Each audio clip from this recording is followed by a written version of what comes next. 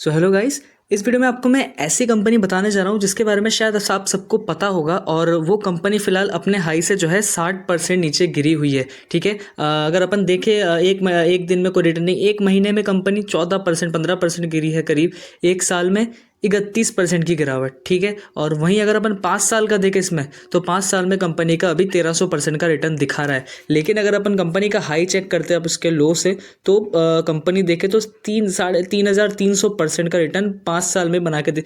मतलब देख लीजिए 2020 से 5 साल में भी नहीं, 2 साल में कंपनी ने 2-3 साल में 3,000% का रिटर्न बना के दिया। और फिलहाल जो कंपनी है वो साइडवेज चल रही है। ठीक है, चाहे कोई भी कितनी भी अच्छी कंपनी हो, हमेशा आप ये ध्यान रखिएगा, अगर कोई कंपनी इतने शॉर्ट टाइम पीरियड में इतना अच्छा रिटर्न, एक मल्टी बैगर रिटर्न बना के देती है, तो उसके बाद जो एक अच्छी खासी जो है गिरावट देखने को आपको जरूर मिलेगी कंपनी में। ठीक है, और वो गिरावट नहीं, उस गिरावट को आप एक मौका समझिए। ठीक है, आपदा को अवसर में बदलिए।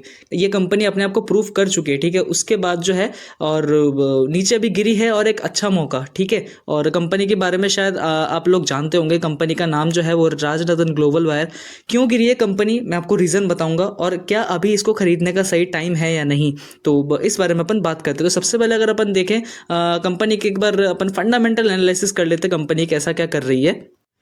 वहीं अगर अपन देखते हैं कंपनी का काम क्या है। Company is engage in manufacturing of bead wires, high carbon steel wires utilised in production of tyres. ठीक है, टायर प्रोडक्शन में जो एक वीड वायर यूज होती है, एक छोटे जो वायर्स होते हैं, कंपनी का वो काम है, कंपनी वो मैन्युफैक्चर करती है। ठीक है, जैसे कि अपन ये भी देख लेते हैं कंपनी का काम क्या है। टायर बीड वायर्स हो गया, हाई कार्बन स्टील वायर्स हो गया। ठीक है, तो कंपनी का ये अच्छा खासा काम है। आगे अपन बढ़ते हैं कंपनी के मार्केट कैप की तरफ। स्मॉल कैप है कंपनी। ठीक है, अब जो पैसा बनता है वो हमेशा स्मॉल कैप से ही बनेगा। अपन स्टॉक मार्केट से क्या करना है, रिटर्न कमाना है, पैसे बनाने हैं। ठीक है, अच्छा खासा रिटर्न लेने आए हैं, तो अगर अपन को रिटर्न चाहिए तो हमेशा स्मॉल कैप जो मिड कैप कंपनीज होती है उनसे ही पैसा बनता है। ठीक है, वेल्थ उनसे ही बनेगा। आगे अगर अपन देखें कंपनी के पी की तरफ, तो 37 का पी है, ऐसा कोई बहुत ज़्यादा खास महंगा नहीं है, हाँ थोड़ा सा महंगा है। और कंपनी जो है डिविडेंड देती है। ठीक है, कंपनी डिविडेंड भी देती है, और कंपनी का ROE और ROC जो है डिसेंट है। ठीक है, अच्छा है, बुरा नहीं है। अगर 15 से 20 के अंदर किसी कंपनी का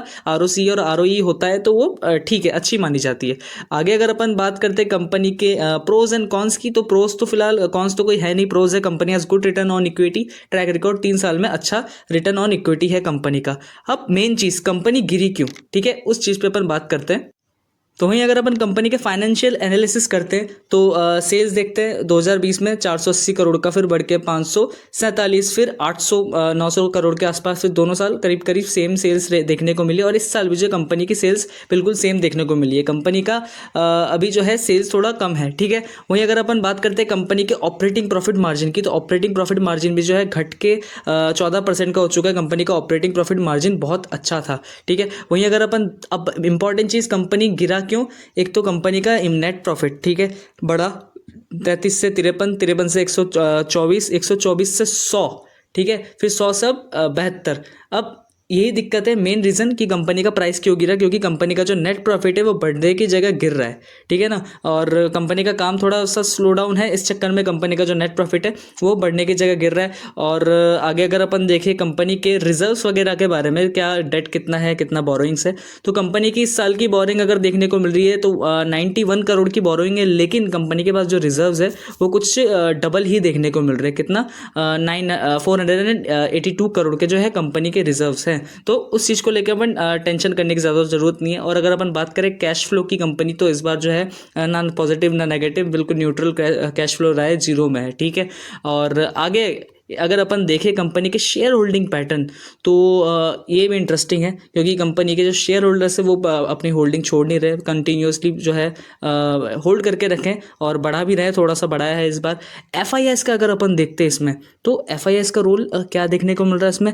जून में जो था 0.68%, फिर कमाया 0.65, फिर बढ़ाया 0.73, अब 0.87। तो FIS जो है बढ़ा रहे अपना स्टेक। प्राइस तो इसकी गिर रही है, लोग बाग सेल कर रहे हैं, लेकिन FIS जो है खरीद रहे हैं। और वहीं अगर अपन देखें डोमेस्टिक वालों को, तो डोमेस्टिक वालों ने अपना जो थोड़ा बहुत स्टेक जो है वो घटाया, 1% के करीब जो है कम किया है, और बाकी पब्लिक वालों के पास है। तो कंपनी जो है अच्छी कंपनी है। ठीक है, अभी कंपनी अच्छा नहीं कर रही है, इसका मतलब ये नहीं कि कंपनी बुरी कंपनी है, ऐसा नहीं है। कंपनी जो है बहुत अच्छी कंपनी है। और अगर अपन बात करें कि इसको अभी खरीदना चाहिए या नहीं, तो फिलहाल देखते अगर अपन कंपनी का प्राइस तो कुछ 562 रुपीज़ चल रहा है और अपने हाई से कितना लो है कंपनी, अपने हाई से कंपनी करीब करीब 60% जो है नीचे है। 60% मतलब बहुत बहुत ज़्यादा एक मतलब मुझे लगता है एक अच्छा मौका, क्योंकि अगर कंपनी ये अभी 526 का है ना, अगर 500 के लेवल के आसपास भी आते हैं ना ग्राउंड फिगर में, तो मेरे को लगता है कि बहुत तगड़ी इसमें बॉटम फिशिंग देखने को मिलने वाली है। और अगर पिछले क्वार्टर के कंपैरिजन में Q1 के नंबर अच्छे आ जाते हैं, थोड़े ज़्यादा अच्छे आ जाते हैं, तो ये रुकने नहीं वाला। ये लाइक अभी ऐसे आ रहा है ना, तो ऐसे निकल जाएगा, ठीक है, क्यू शेप में रिकवरी दे देगा। तो छोटी कंपनियों में ऐसा चलता है, इन्वेस्टर्स जो है वो वेट करते हैं, जो बड़े इन्वेस्टर्स होते हैं वो मतलब मौका ढूंढते हैं ऐसे ही। मतलब बॉटम फिशिंग जो है इसमें होने ही वाली है, पक्का आप देख लेना। तो फिलहाल जो मैं कहूँगा आपको कि एक अच्छा लेवल है, ठीक है, 500 के लेवल तक जाता है तो एंट्री के लिए बहुत एक तगड़ा लेवल हो जाएगा, मुझे ऐसा लगता है, ठीक है। कंपनी का जो है प्रॉफिट गिरा है, लेकिन आगे जाके रिकवर करने के भी चांसेस बहुत ज़्यादा हैं, क्योंकि गाड़ियाँ बहुत सेल हो रही है, गाड़ी के टायर्स बिक रहे हैं। और चाहे ईवी हो या फिर डीजल वाली गाड़ी, पेट्रोल वाली गाड़ी हो, तो उसमें जेन्युइन सी बात है, टायर्स बनेंगे, टायर की ज़रूरत है। और टायर में जो वीड वायर्स होते हैं वो बिल्कुल उनके बिना टायर बनेंगे नहीं, टायर पिचक जाएंगे, ठीक है। तो ये एक इंपॉर्टेंट चीज़ है, आपको समझना होगा। अगर पैसा बनाना है तो ऐसे अपॉर्चुनिटी को मतलब अपन को डर के वो नहीं करना, ठीक है, ये एज अ अपॉर्चुनिटी लेना है उसको, और इसमें राइट टाइम पे इन्वेस्ट करना है। तो बहुत अच्छे लेवल पे अगर आप इन्वेस्ट करना चाहते हैं तो अपने एनालिसिस के हिसाब से आप इसमें देख के कर सकते हैं, ठीक है। तो फिलहाल और इस वीडियो के लिए इतना है, अपन मिलते हैं अगले वीडियो में। चैनल में अगर आप नए हैं तो चैनल को ज़रूर सब्सक्राइब करें। Bye bye.